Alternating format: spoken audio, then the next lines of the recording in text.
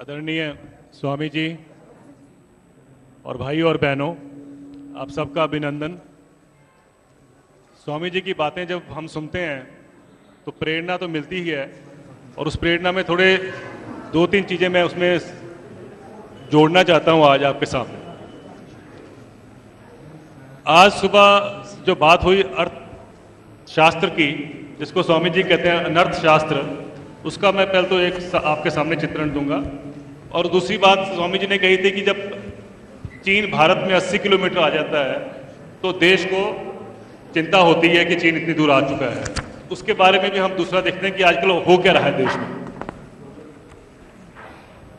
कुछ महीने पहले रुपया लुढ़कना शुरू हुआ। आप सब जानते हैं कि डॉलर के प्रति रुपया जो है वो गिरता गया। स्टॉक एक्सचेंज में, स्टॉक मार्केट में एकदम उछाल आया और नीचे गिरना शुरू हो गया। उसके साथ देश का जो है करंट अकाउंट डेफिसिट को कहते हैं बढ़ गया। ये सब बातें हुई। उस समय ये कहा गया कि अमेरिका अपना जो स्टिमुलस है उसको टेपर ऑफ कर रहा है। अब अखबार पढ़ते हैं तो समझ नहीं आता इसका मतलब क्या है। उसमें एक टर्म यूज करते हैं वो क्वांटिटेटिव ईजिंग। अब ये इतनी कठिन टर्म है कि आम आदमी को समझ नहीं आता क्वांटिटेटिव ईजिंग क्या हो रही है अमेरिका में। फिर कहा जाता है कि साहब ये सरकार अमेरिका की जो है वो हर साल हर महीने 85 बिलियन डॉलर के बॉन्ड जो है वो इन्वेस्ट कर रही है। अब ये भी लोगों को समझ नहीं आता। 85 बिलियन डॉलर मतलब है 5,35,000 करोड़ रुपया हर महीने अमेरिका, जिसको बॉन्ड कहते हैं, वो मार्केट में लेके आ रहा है। 5,35,000 करोड़ रुपया, ये क्या भला है? ये बॉन्ड क्या होते हैं गवर्नमेंट के? इसको कहते हैं ट्रेजरी बॉन्ड। एक तो मैंने कहा क्वांटिटेटिव ईजिंग, उसके अंदर उन्होंने कहा बॉन्ड। तो आम जनता को बिल्कुल समझ नहीं आता कि ये क्या हो क्या रहा है। हम ये समझते हैं कि कुछ ऐसा चक्र चल रहा है जिसके करके हमें भारत को मजबूती जो नहीं मिल रही है, या हम उसके सक्षम नहीं है, या हम उसके बराबर नहीं खड़े हो सकते। मैंने जब ये पहली बार स्वामी जी टेलीविजन पे कहा कि क्वांटिटेटिव ईजिंग का मतलब क्या है, तो जो एंकर मेरे से सवाल पूछ रही थी उस समय तो चुप रही, लेकिन जैसे ही वो ब्रेक होती है, ब्रेक में मेरे से पूछती है, सर ये आपने ठीक कहा था कि गलत कहा था? पूछा मेरे से सवाल, मैंने जवाब दिया। मैंने ये कहा कि अमेरिका पिछले 15 महीने में नोट छाप रहा है, जिसको क्वांटिटेटिव ईजिंग कहते हैं। उनकी हालत इकोनॉमिक इतनी खराब हो गई तो उन्होंने उसको ठीक करने के लिए नोट छापने शुरू कर दिए। डॉलर प्रिंटिंग हो रही है, जिसको इकोनॉमिक टर्म्स में क्वांटिटेटिव ईजिंग कहते हैं, जो ना आपको समझ आती है, ना हमें समझ आती है, और ना ही हमारे देश के पॉलिसी मेकर्स को समझ आती है। हम ये सब मान रहे हैं कि कोई बहुत बड़ा काम हो रहा है अमेरिका में। अमेरिका कुछ नहीं कर रहा, नोट छाप रहा है। वो डॉलर छाप रहा है, और वो डॉलर छाप के वो मार्केट में डॉलर फेंक रहा है। वो डॉलर जो है वो भारत में आते हैं, हमारे स्टॉक मार्केट में लगते हैं, हमारे स्टॉक मार्केट बढ़ जाती है। हम कहते हैं कि देश में ग्रोथ हो रही है, देश में प्रगति हो रही है, लेकिन वो इसलिए हो रही है क्योंकि वहां का जो नोट छप रहे हैं वो हमारे देश में आके इन्वेस्ट हो रहे हैं, तो हमें लगता है कि देश की ग्रोथ हो रही है। अगर 5,35,000 करोड़ रुपया दुनिया में वो जो सारा इन्वेस्ट हो रहा है, स्पेशली 3 देशों में हो रहा है, ब्राजील, भारत और साउथ अफ्रीका में, तो तीनों की जो इकोनॉमी है आज ऐसी लड़खड़ाई हुई है कि जैसे ही वो पैसा वापस जाएगा तो वो सारे के सारे धराशायी हो जाएंगे।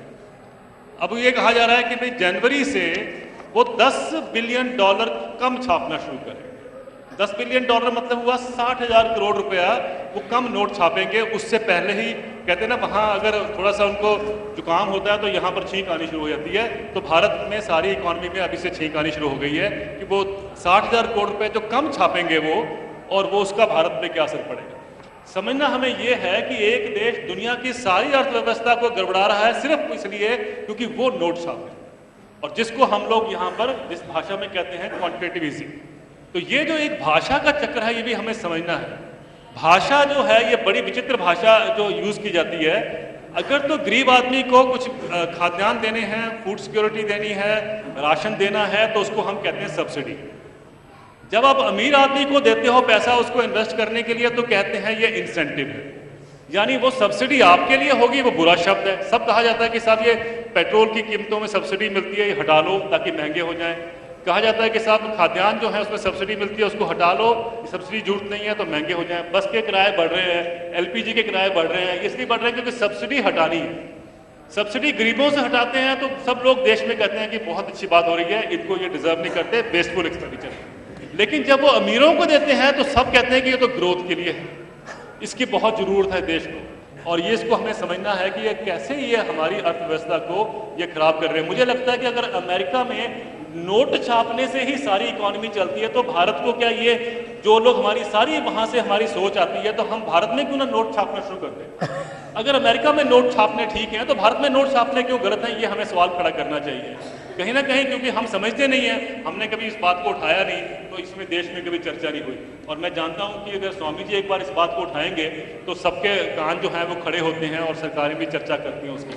दूसरी बात स्वामी जी जो आपने कही है, ये बहुत अहम विषय है कि चीन जब भारत में आता है तो सब देश में चिंता होती है, अखबारों में, टेलीविजन पे आप देखते हैं लाखों लोग, हमारे पास तकरीबन भारत में 14 लाख लोग हैं फौज में, उसमें से लाखों लोग जो हैं वो चाइना के बॉर्डर पे आप जब जानते हैं तैनात हैं, इसलिए तैनात हैं कि भाई 1 इंच भी जमीन आपको चाइना को नहीं देंगे। ये समझ नहीं आता कि एक तरफ तो आप सारी जो आपका बॉर्डर है चाइना के साथ, उसके ऊपर जो लोग खड़े हैं, जो फौजी तैनात हैं, उनको तो आप कह रहे हैं कि एक इंच के लिए आपको अपनी जान देनी है, ये वो देते हैं।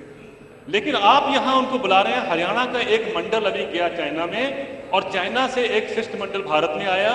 हरियाणा में गोहाना में 6000 एकड़ जमीन दिखाई गई है चाइना के लोगों को, आप खरीदिए और यहाँ पर अपना काम शुरू करें। हरियाणा में 500 एकड़ और जगह दिखाई गई है, यूपी में 500 एकड़ दिखाई गई है, महाराष्ट्र में दिखाई गई है, गुजरात में दिखाई गई है, तमिलनाडु में दिखाई गई है। यानी चाइना को इनवाइट किया जा रहा है कि आप हमारे यहाँ के जमीन खरीदिए। तो मेरा ये सवाल है कि अगर चाइना आके यहाँ जमीन खरीद सकता है और उसको बेच भी सकता है, यानी उस पर कब्जा चाइना का होगा, तो ये जो हमारे बॉर्डर पे जो जवान खड़े हैं इनको हम क्यों मौत के मुंह में धकेल रहे हैं। जब आप वहाँ 1 इंच के लिए लड़ने को तैयार हैं तो यहाँ पर हजारों एकड़ उनको देने में तैयार हैं। ये कौन सी नीति हुई देश में? क्या हमें सोचना नहीं चाहिए कि ये दोनों में ये विरोधाभास क्यों है इस नीति में कि हमारे जवान मरे और अमीर आदमी जो है उससे हमारे कुछ ग्रोथ हो देश की। हमारे प्रधानमंत्री कहते हैं वहां जाके कि देश की प्रगति के लिए बहुत जरूरी है कि चाइना आके हमारी मदद करे। और पिछले 9 साल की नीतियां अगर हम देखें तो रिजल्ट ये हुआ है कि जितने आज इंपोर्ट आ रहे हैं भारत में, आयात जो हो रहा है, उसमें से तकरीबन 55% जो आयात है वो चाइना से हो रहा है। अपने तो हमने मैन्युफैक्चरिंग सेक्टर खत्म कर दिया, अब वो चाइना भी आके यहाँ मैन्युफैक्चरिंग करेगा और फिर अपने एक्सपोर्ट करेगा। किसके हित में होगा ये, कौन से देश के हित में है, ये हमें समझने की जरूरत है। मुझे लगता है कि अगर ये 2-3 बातें हम समझ जाते हैं तो देश के लिए इस समय बहुत बड़ा ये सवाल है। और स्पेशली जबकि हम अभी नए इलेक्शन के उसमें दौर में जाएंगे तो उसमें ये दोनों मुद्दे उठ के बहुत जोर से आने चाहिए। और इस आशा के साथ कि मुझे मालूम है कि स्वामी जी हमारी बात को आगे लेके जाएंगे और कम से कम जब ये बात को उठाएंगे तो देश सुनता है, देश उस पर चर्चा करता है और देश उस पर अमल भी करता है। बहुत बहुत धन्यवाद। भाई देवेंद्र जी ने अर्थव्यवस्था का जो शब्द जाल है और उसमें जो गांव गरीब और मजदूर, गांव गरीब मजदूर किसान को ऊपर उठाने वाली नीतियां नहीं बनाए तो बोले तो देश बर्बाद हो जाएगा। और अमीर आदमी को हजारों लाखों करोड़, वो तो एक तो बोला ही नहीं जो हमेशा ही बोलते हैं, हर साल 5 लाख करोड़ रुपए की सब्सिडी देते हैं इन अमीरों को। कितने की? 5 लाख करोड़। उसके ऊपर कभी भी आपने सुना कोई बहस? अभी हम एक बहुत बड़ा मंच बना रहे हैं कि हर दिन देश की पॉलिसीज के ऊपर डिस्कशन होगा और उसके लिए एक बहुत बड़ा हमने सेटअप बनाया है।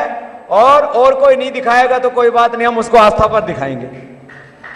पॉलिसी डिस्कशन न्यूज चैनलों पर पॉलिसी डिस्कशन नहीं होता, उसमें तो 2-4 चेहरे बैठा लेते हैं, उससे अपना एड रेवेन्यू आ जाए और अपना जो है छपास दिखास का काम अखबार और जो है दूसरे मीडिया में होता रहे, बस।